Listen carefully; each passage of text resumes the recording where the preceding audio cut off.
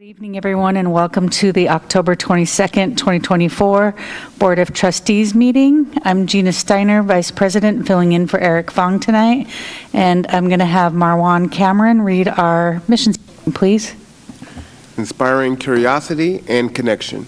Thank you, Marwan. And Jason's going to do the welcome and introductions. Yeah, good evening. Welcome in. We've got Director of IT and Facilities Maintenance, Mike Rose. We've got supporting us from the background, Administrative Assistant Autumn Alejandrez. We have the Executive Director of the Kitsap Regional Library Foundation, Wendy Kyle. And we have Deputy Director, Chief Financial and Operating Officer, Dan Baer. We have Director of Strategy and Communications, Jeannie Allen, and also we have the Deputy Director of Public Services, Shannon Peterson. We have a very special guest tonight for our mission moment that will be providing information about our summer learning program. It is Operations and Patron Experience Manager, Sharon Grant. Welcome in. And that's who we have with us. And excused is Director of DEI and HR, Lucretia Robertson, and will not be joining us tonight. Thank you. Thanks, Jason. Are there any additions or changes to the agenda tonight? If none, wait, do we make a motion to pass the agenda? Okay. And I don't believe we have any public comment tonight, so we're going to go ahead and move on to the consent agenda. All matters listed within the consent agenda are considered to be routine and will be enacted by one motion of the Board of Trustees with no separate discussion. If separate discussion is desired, items may be removed from the consent agenda and placed on the regular agenda by request. Any discussion desired? No? Okay. Then I will take a motion to approve the minutes of September 24th, 2024, payment of September 2025 bills, and surplus library materials withdrawn from the collection for September 2024. I so move. A second? A motion has been made and second. All approved? Aye. Motion passes. Thank you. Okay. Looks like we're going to have a presentation from Sharon Grant.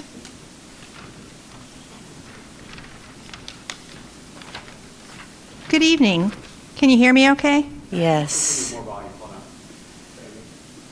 Good evening. Can you hear me okay? Yes. Excellent. So I'm here tonight to present on the summer learning program this summer. But before I jump into 2024, I was kind of inspired by Kathleen Wilson last month and her beautiful presentation on the history of the Port Orchard Library. It kind of reminded me of something that Carrie Driscoll, the Assistant Director of the Foundation, kind of spurred as a question this year for me. She said, well, when did the summer learning program begin? And I first thought to myself, there's no way we're going to track that down. That is probably lost to time. Luckily, Tammy overheard me, Tammy Jeffries, and she said, I bet I can find that. And lo and behold, on the Kitsap Regional Library Board of Trustees minutes of meeting June 14th, 1956, under number 3, under the librarian reported section, is the first countywide summer reading club has been launched at headquarters, stations, and on the bookmobile. So, very brief notes from 1956, kind of fun. But I promise not to take you through every year since then. But so I'll just start us with 2024. I always like to start off this presentation with the whys behind the program.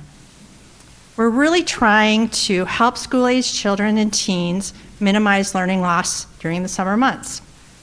And we want to foster a community-wide culture of learning. We want to invite everyone to the party. And finally, we want to provide families the opportunity to support their children's educational growth together. So how did we go about that this year? So, as I said, it's about minimizing learning loss. This is a very cute picture. Thank you to Communications for doing so many beautiful pictures this year. This is Meg from our Palzo branch doing a story time at the waterfront.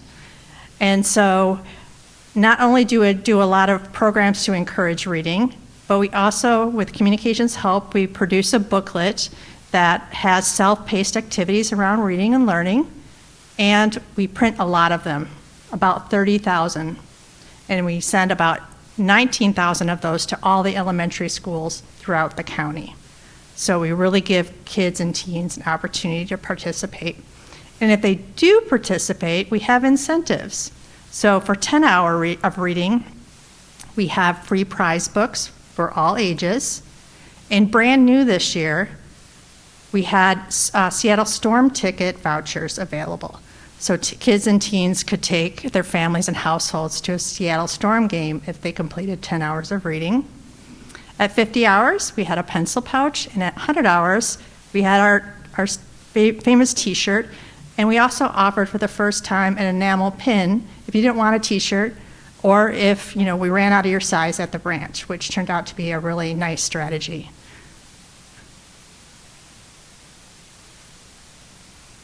Secondly, we really want to increase interest-based learning.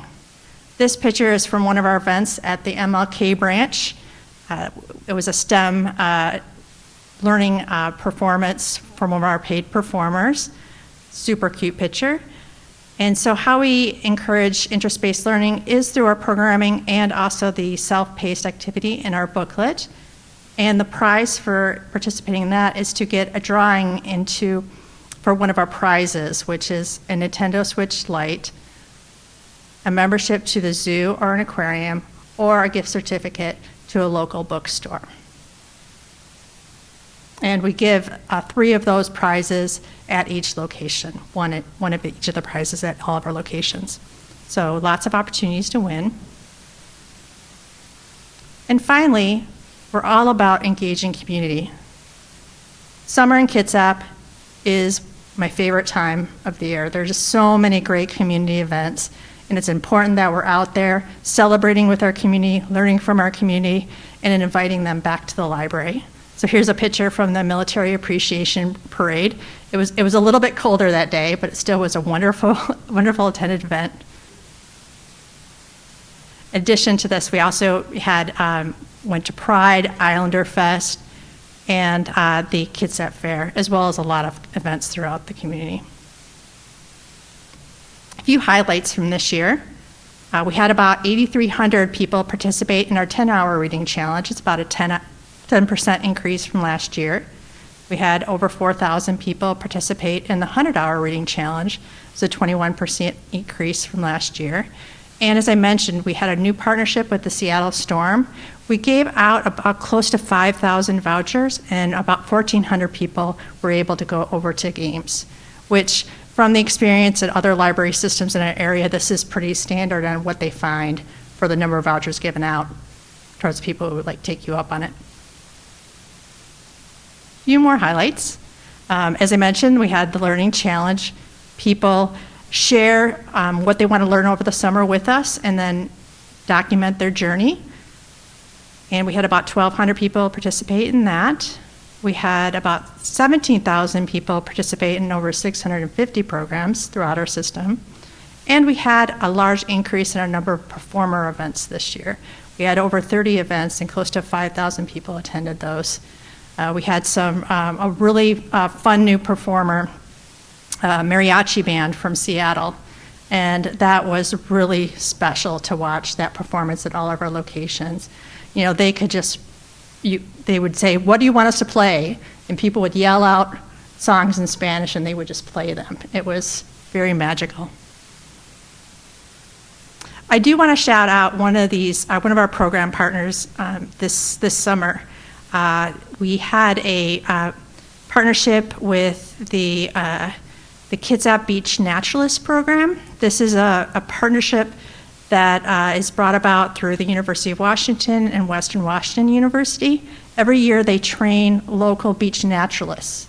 So then they take out community members throughout our county and take them on walks and show them what's on our beach sides. So we're able to give this program everywhere from Bainbridge down to Manchester, and it was really lovely. And so I'm hoping I'll see this continue in our future. But it's also, if you have a family member that's looking for an opportunity to volunteer and they like to teach, this is an amazing thing to connect to in the springtime. And finally, I just want to leave you with a couple of quotes that I enjoyed from our survey. We had about over 100 people participate in our survey. We survey the public every year about our program, what went well, what could be improved. And so just a couple of nice quotes. The first one, by having the booklet and having conversation with library staff throughout the summer, my daughter really felt part of the library community. She's so proud of her yellow library just a few blocks down from her house. And then, as a 67-year-old adult, the fact that as a retiree I can read so much is truly a perk, and I owe so much to the KRL system. This summer reading challenge is an extra fun thing for kids and adults. This is a lot. This program is a lot of work, and I have a tremendous amount of gratitude to the entire Kitsap Regional Library team that helps to put it together every year, our community, and the Kitsap Regional Library Foundation and friends who make this possible. So thank you. And do you have any questions? Sharon, I have a couple of questions, mostly because, one, this has got obviously such history in the community and truly a labor of love and a lot of work and investment. So in that, I mean, I know you know this because, so a couple things struck me. We have these milestones of 10 hours or 100 hours. And is there a method to the madness of why 10, why 100? But moreover, we speak generally to that we want to minimize learning loss over those summer months. But what do we know generally about that learning loss and the power of these programs, obviously across the country, that if they weren't done, what's the worst case scenario? Right. Do you have data around that? I can't speak to specific data, but we do know that if children and teens read about 20 minutes per day, they find that those children tend to have less learning loss over the summer. Okay. I think sometimes that's important. And I really love, too, because so often we think of the library in many ways. What we see visually is always kids because it's so compelling and it's so important, I think, in their parents as first teachers, but just that exposure. But I love when we see comments from 67-year-olds, in terms of the value that they're getting from these programs as well. So it's always really fun to watch us in the community rollouts. Appreciate the work that you do and your staff does, and hundreds of people to make this happen. Right. So thank you. Yeah.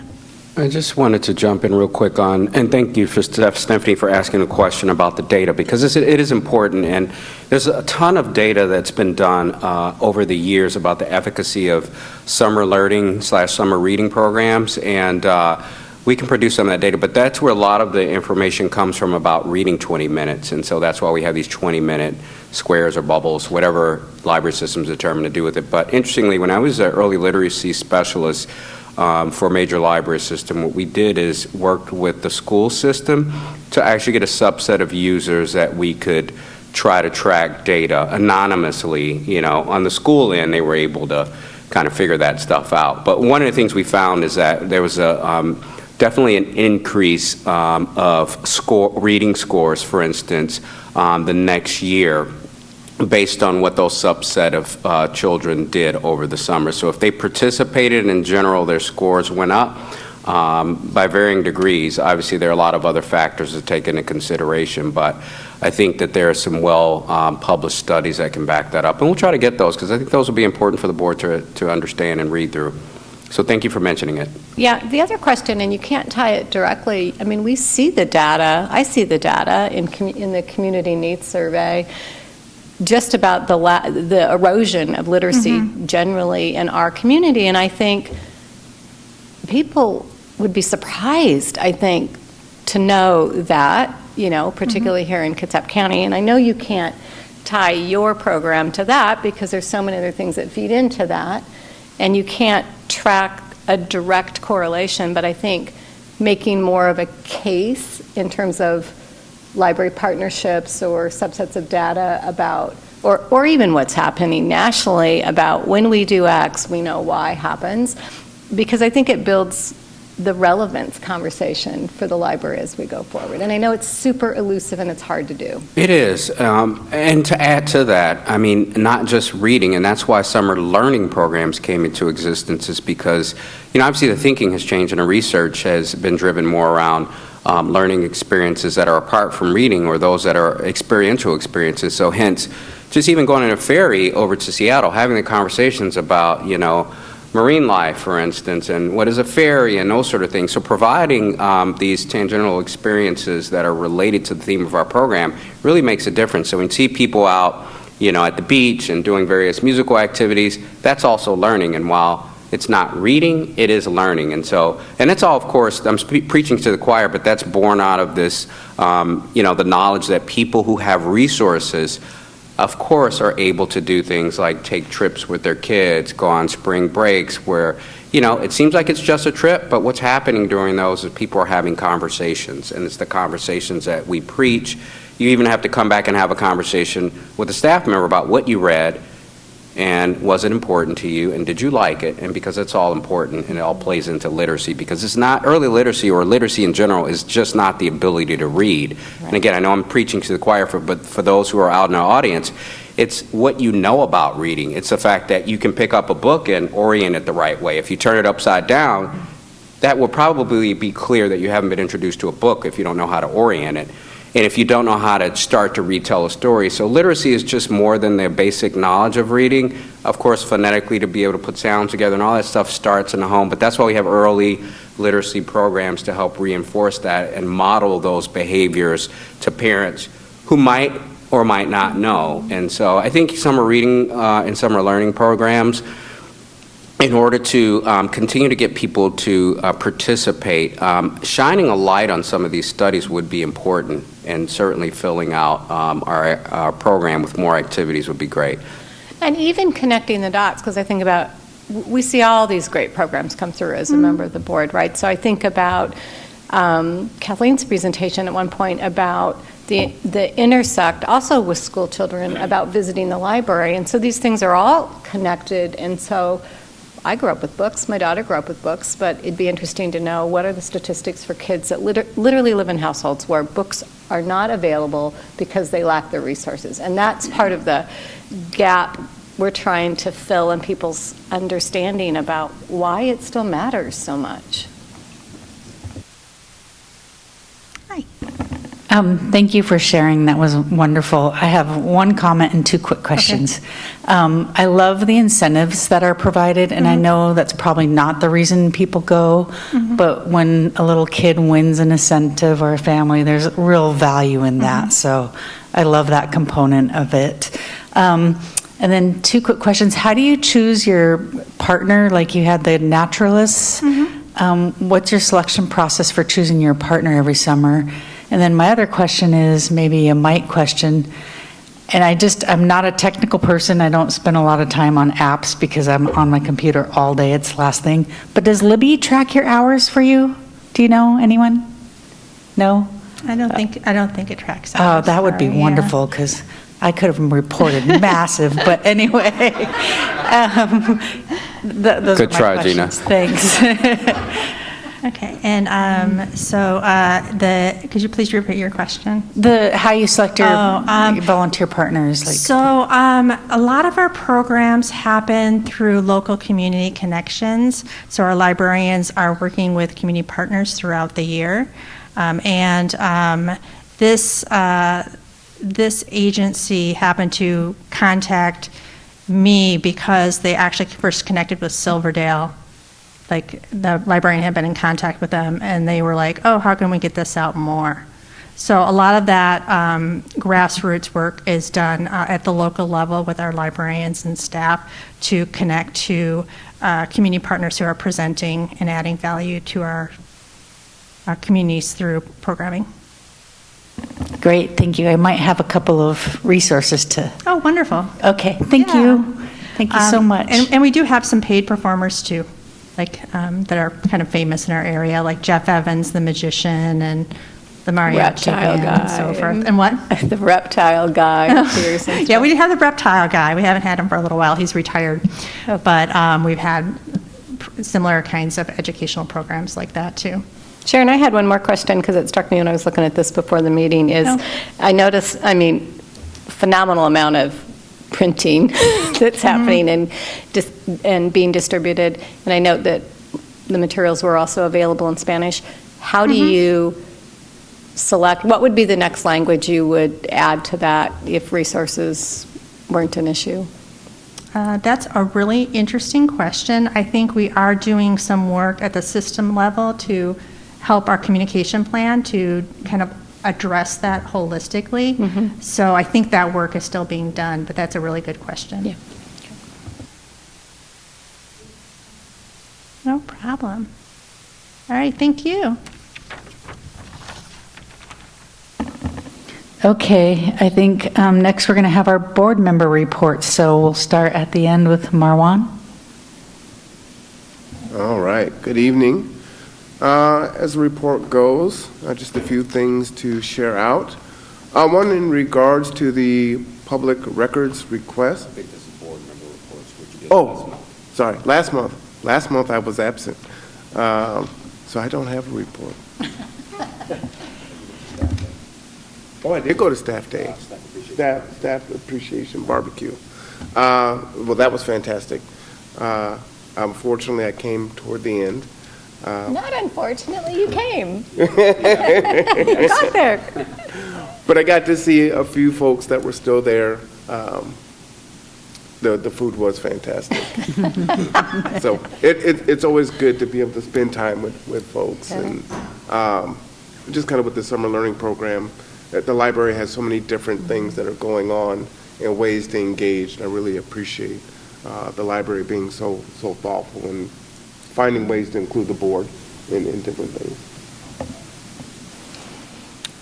I did not go to that and wished I had. I was tromping around Quebec City and Montreal when that was happening. But you'll hear more from me later because I've been doing work related to our role in, I don't want to say supervising, no, it's not supervision, but performance evaluation for Jason, and also continuing to do work with the foundation for the Port Orchard Community Campaign, including a donor meeting tomorrow.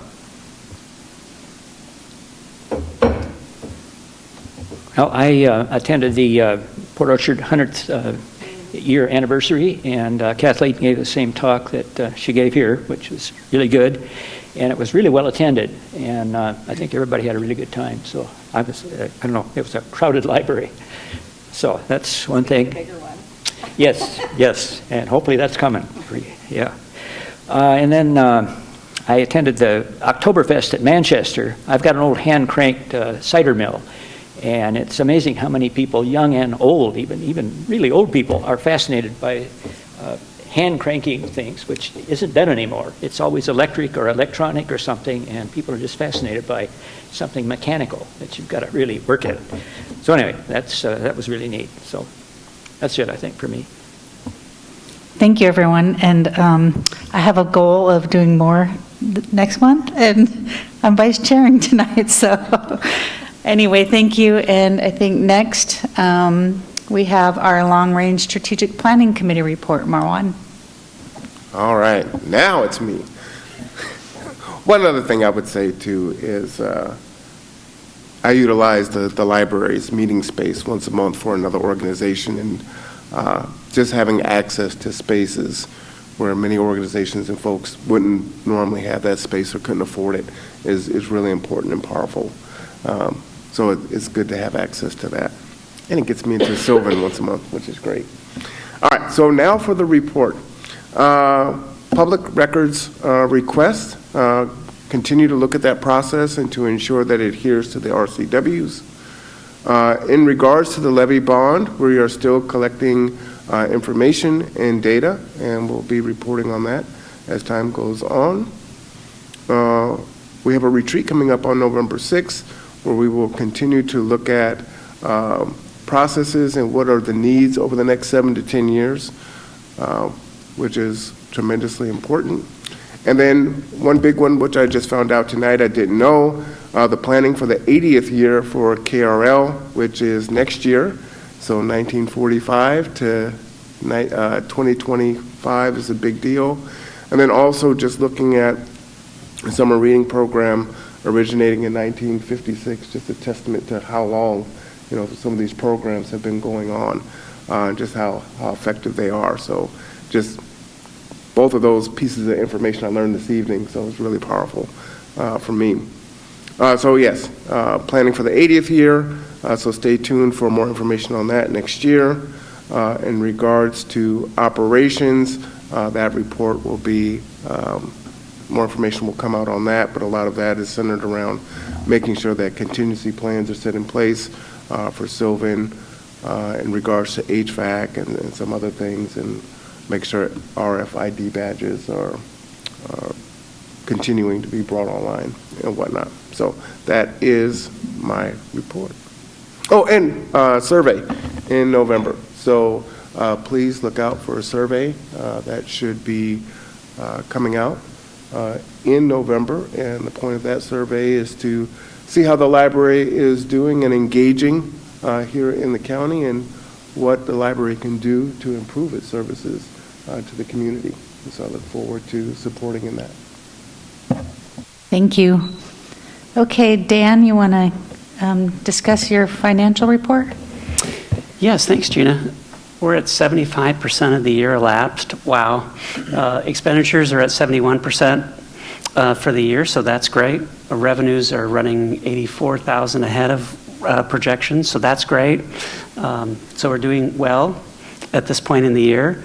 And I also just want to remind people that next month is November, so you'll be receiving the 2025 operation plan first look in November, and in December we'll be adopting that budget. But any questions on the September expenditure report? Any board members? No. Okay, your reports are pretty thorough, so thank you for that, Dan. Thank you. All right, Jason. Dan is thorough, and I am going to be brief tonight. Director's report. So last month in September, our fall programming started, namely to the library, which is one of our major staple programs.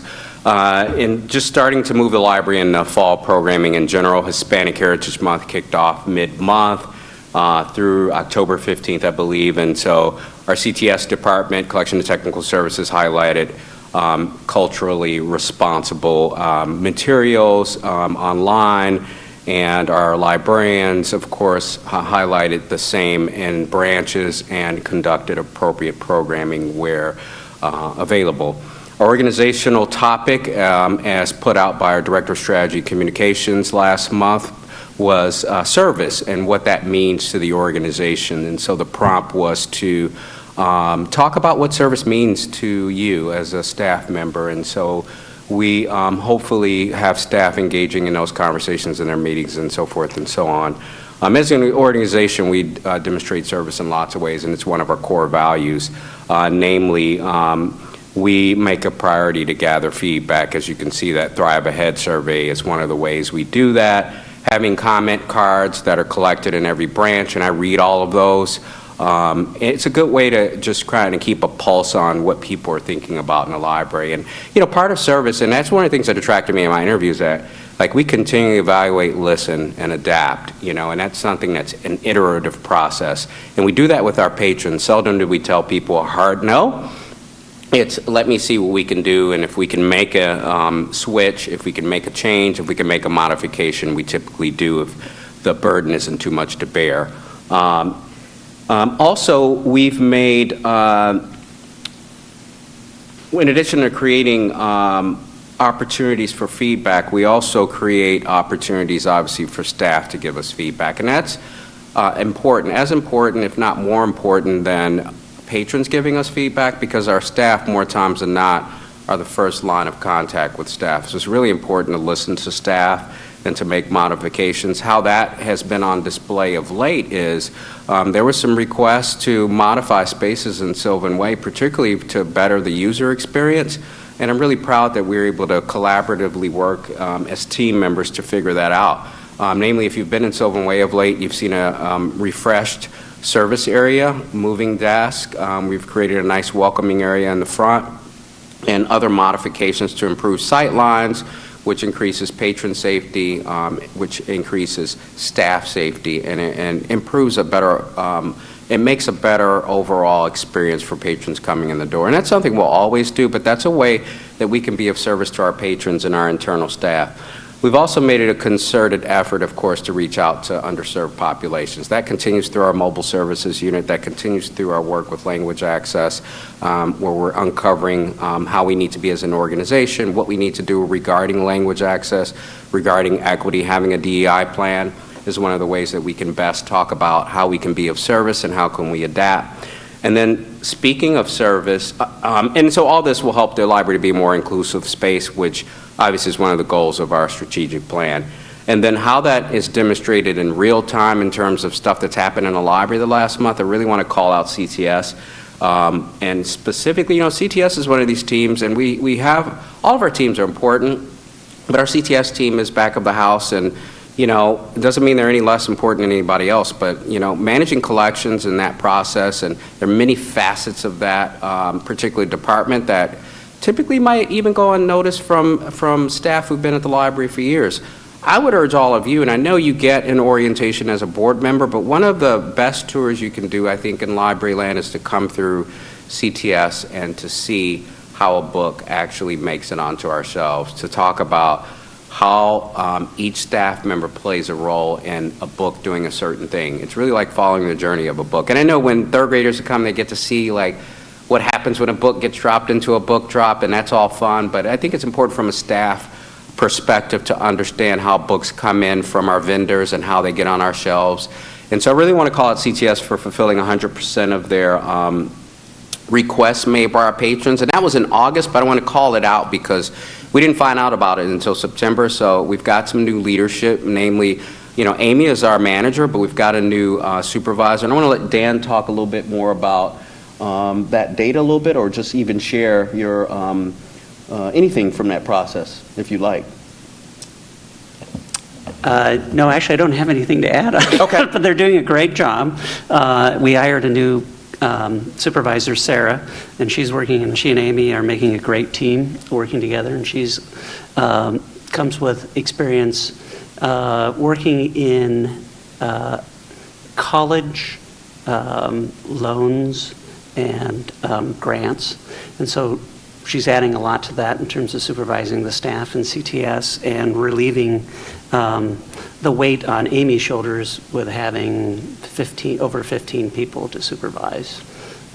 So great team. Everybody's excited that we're fully complemented now. So thank you, Dan. Yeah, so Dan, if you didn't know, and I think you did, is overseeing, the director who's overseeing collection and technical services, and Amy reports to Dan, and so I really just want to give kudos to the team. Interlibrary loans is one of those things that's a process. We often are connecting with other libraries to make sure we get those materials, and obviously the loan period is a little different than a regular loan period, so trying to manage that process, getting patrons the books, getting them returned, it's a process, right? And so I just really want to lift up that team for making 100% of those requests. And that's really how we've demonstrated service. Lastly, how service is demonstrated within our teams. I am a public servant and have been my entire life, and my duty is to serve this team, and so I don't take that lightly. I'm often told where to go and what time to be there without a lot of notice. And that's fine. I consider it a privilege and an honor to do. And as I serve this board and this leadership team, they in turn serve their staffs. And so that's what service means to us. I'm sure everybody would have an individual response of what it means to them, and we won't poll the audience for that now. And then lastly, as a foundation team, I want to lift the foundation up for supporting staff. It's not only HR's job to support staff through training, through all the human resources that it manages, namely onboarding, like training, interviewing, all that stuff, benefits, and the whole process that human resources engages in. Having a foundation that's able to support some of the other things that staff need. And then, the intangibles that I always say are they're not fluff. They're things that are important. So having our annual staff barbecue or annual staff picnic, because it wasn't actually a barbecue. Last year was a barbecue. This year was a taco truck. So we're fortunate that we were able to take suggestions from this team and hire a taco truck so we wouldn't have to spend all day working and we could spend the rest of the time hanging out with staff. So that was the difference you saw this year. You can see from the pictures, Los Cazadores, which is our local taco vendor right on Sheridan, came and delivered a taco truck in real time on our lawn, and we supplemented that with vegan-friendly items from Ambrosia, and it was a really good day. So I'm proud of how this annual staff appreciation picnic is shaping up. It's really an opportunity to collectively, and I think it's a good time of the year. It's after summer, it's after summer learning, it's sort of after Labor Day when things have died down a bit, and it's an important time to sort of celebrate our wins for the summer and our wins thus far. As we really move past September, our fourth quarter work is often about building for the next year, and so it's always a great opportunity to celebrate staff. So we had about 75 attendees altogether, including staff and their family members. Next year we'll be looking at a more optimal time. Even though it was on a Sunday and it was before work, it was at Sylvan Way, we think having a different time perhaps and trying to play with that to optimize it, we might get better response. But I think the numbers aren't as important as the people who are there who engage in it and have a good time, and that's what we heard in the end. The people who were there had a quality time, including new staff. We just started that week, and so I really want to uplift the foundation for continuing to allocate resources towards our staff and supporting them, and so thank you. They are vital to the success, happiness, and well-being of our staff, and a happy staff makes for a happy leadership team. So thank you. That's my report. Any questions? I just want to call out something you didn't speak to, only because I think it's important to show that the listening posture of the organization. So the notation about the extended access. Oh, yes. You know what? I want to just finish, though. Oh, I'm sorry.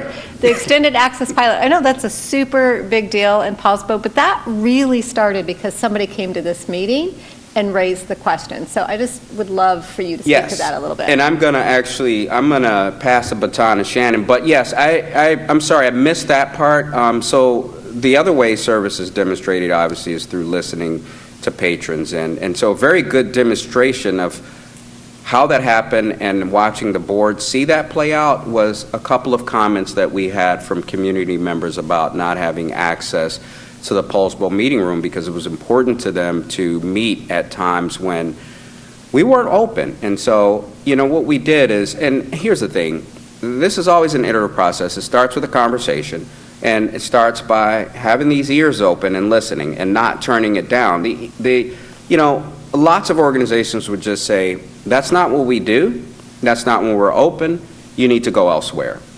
What I'm proud about of this organization is that we genuinely try to make it fit and try to make it work. Fortunately, we as an organization have been out and seen other libraries and seen that there's technology that works. I know this organization knew about it already, so it wasn't anything new.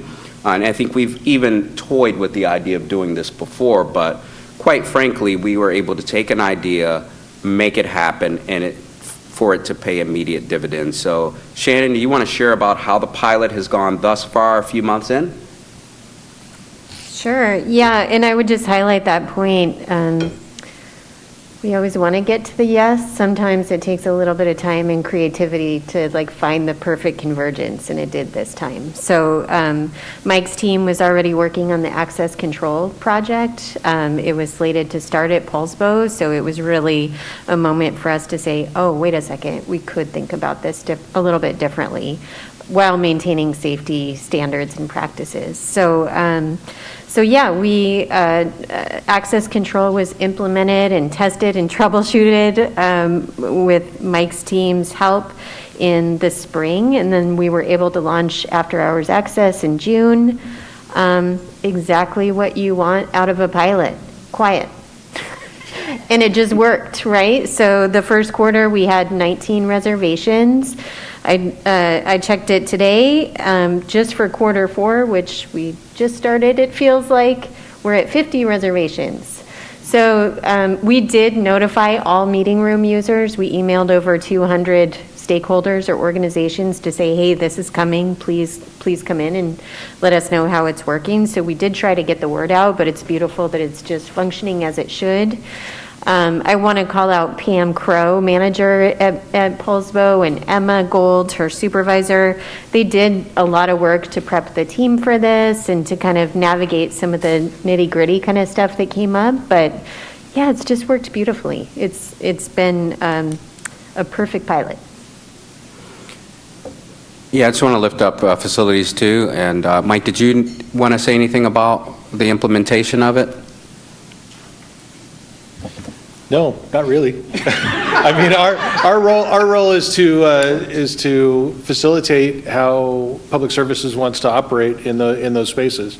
So fortunately, like Shannon said, we were already working on establishing access control for the building, so we just rolled right into a quick phase 2 to add some extra doors. Did a little bit of staff training and learned from staff on how they were operating and manipulated the system so to allow them to operate in a manner to make all this possible. So, Thank you, Shannon and Mike. And thanks for highlighting that, Stephanie. Okay, it looks like we're moving on to old business. So the first thing up under this section is the patron grievance policy revision, second reading. So Shannon? Yeah, I think I briefly mentioned this last month. This policy does not have significant language changes. I would say there are smaller changes for clarity and alignment with our other policies.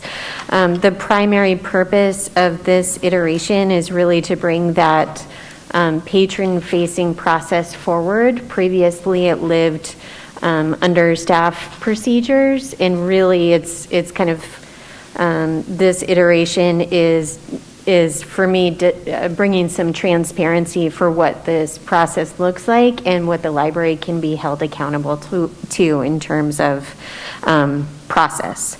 So I'd also add, I'd like to underscore what Jason mentioned earlier, which is we have a lot of good structure in place to mitigate the necessity of things escalating to this level. So we receive regular patron comment cards. We're having a lot of conversations in the branch.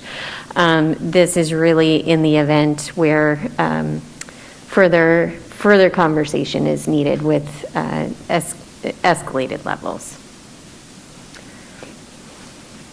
And it looks like you guys went over it pretty extensively last board meeting, and I'm sorry I missed that, but unless there are any other comments or questions, it looks like we're ready to move to a motion. Okay. I would move to approve the patron guidance policy revision. I'll second. Motion has been made and second. All in favor, say aye. Aye. Aye. Aye. Looks like motion passes. Okay, thank you. And it looks like we are on to new business. Resolution 2024-04, establishing the schedule of paid holidays and all staff trainings in calendar year 2025. It looked pretty straightforward to me, but Jason, do you need to add anything? Not much. You know, this is a pretty routine process for us every year, but we have spent time as a leadership team really calendaring the whole year. But outside of this, I think the only thing you'll notice is the same in terms of the holidays are the same convention they always have been. Nothing has been added or taken away. And so I think it is ready to go if the board approves. Any questions or comments from the board? Okay, I'm looking for a motion to approve Resolution 2024-04. I so move. I second. A motion has been made and seconded. All in favor, say aye. Aye. Aye. Looks like the motion passes. Thank you. And then we're on to Resolution 2024-05, establishing dates, times, and location of monthly regular meetings of the Board of Trustees for KRL for the calendar year 2025. Again, a pretty straightforward resolution. Jason, do you have anything to add? Yeah, just that in terms of the physical location, we've retained the services of this facility to, again, host our board meetings, and we'll be doing them in the same manner we've done them. And moving to the November and December meetings, those will be held off schedule due to major holidays, and so those dates are duly noted in the resolution. And if there are no questions about that, I would ask the Board of Trustees to entertain a motion to pass this particular resolution. I so move. We're all looking at the red light to determine who's doing what here. I'll second. A motion has been made and second. All in favor, say aye. Aye. Okay, looks like the motion carries. Next, I think it's I'm turning it over to you, Stephanie. Yeah, thank you, Gina. I made mention of this last month at the meeting, and so there's been some further discussion about the approach in terms of Jason's performance review. People may recall that the board certainly used a search firm to bring Jason to the community, and then given that after his first year, we used that same firm to help us provide a level of independent review, mostly because we wanted to extend our line of sight from not just our experience, but to include that of Jason's direct reports. And that was very positively received. It was positively received by the leadership team. I think it certainly met the criteria that the board set at the time. The only feedback we got from that following was the fact that the timing of it was just a little bit rough because of the sequencing of the performance year really is December 31st. However, the Board of Trustees, this has been previously connected to approval of Jason's next year contract, which that has to happen in January because his brand new year always starts February 1.